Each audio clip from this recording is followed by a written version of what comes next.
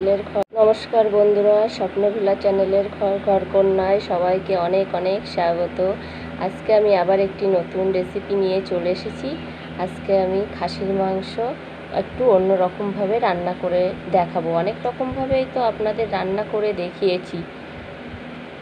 এখানে আমি 1.5 কেজি খাসির মাংস নিয়ে রান্নাটা করার জন্য উনুনের পরে একটা প্রেসার কুকার বসিয়ে দিয়েছি।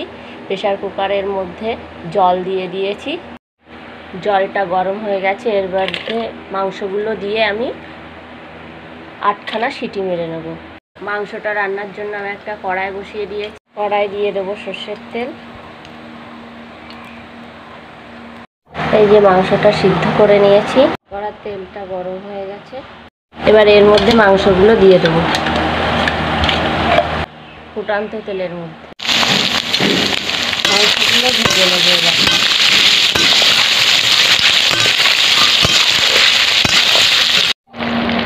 মাংসগুলো লাল লাল করে ভাজা হয়ে গেছে। এবার দেবো কুচিয়ে রাখা পেঁয়াজ, আদা, রসুন, জিরে, লঙ্কা সব একসঙ্গে বেটে নিয়েছি। এবার এগুলো দিয়ে দেবো।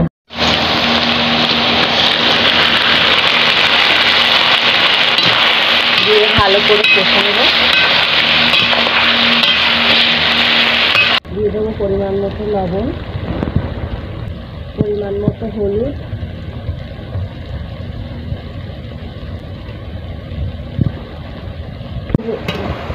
মশলাগুলো কাঁচা গন্ধ না যাওয়া পর্যন্ত আমি ভালো করে মাংসটা মশলার সঙ্গে কষিয়ে নেব।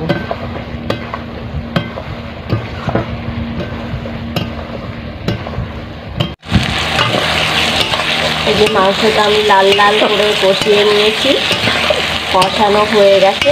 এবার দিয়ে দেবো জল। মাংস সিদ্ধ করার সময় যে জলটা দিয়েছিলাম, এখানে আমি অল্প করেই জল দেবো। মাংসটা আগের থেকে আমার সিদ্ধ করা তো, যতটুকু ঝোল রাখবো ততটুকুই জল দেব। এরপর আমি মাংসটা 10 মিনিট ঢাকা দিয়ে ফুটিয়ে নেব। 10 মিনিট হয়ে গেছে। এবার আমি ঢাকাটা খুলে দেখে নেব।